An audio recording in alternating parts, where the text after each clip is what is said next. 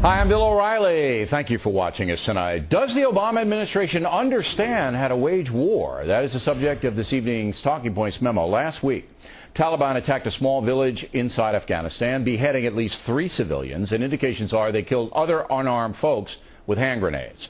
Local Afghan authorities responded to that attack and were fired upon. They then called for help, and American air power was dispatched, routing the terrorists. Less than an hour later, Taliban called the press, claiming the U.S. had killed scores of unarmed civilians on purpose. Of course, the corrupt press immediately reported the propaganda without knowing what actually happened.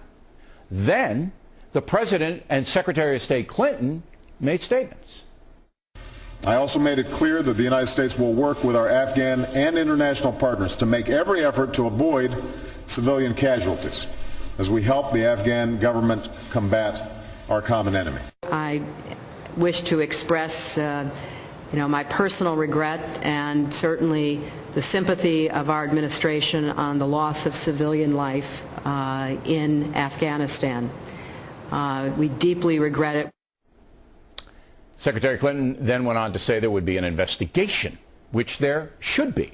But, and this is big, the tone, as you just saw, particularly from Secretary Clinton, of their remarks signal to the world that we did something wrong, which is preposterous.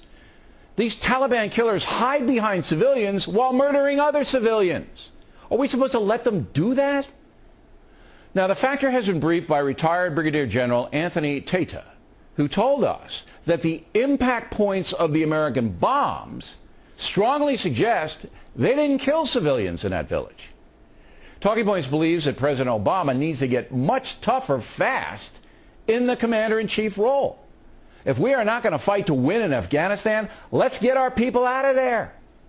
It is simply not fair to the military to run out calling for investigations every time the Taliban makes an accusation. Can you imagine FDR doing that when the Nazis cried foul? And the Taliban are no different than the SS, believe me.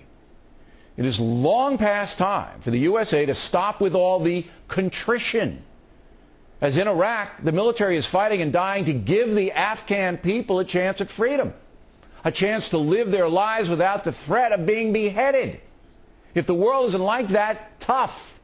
We are not the bad guys. And the president should make that much more clear than he has. And that's a memo. Now for the top story.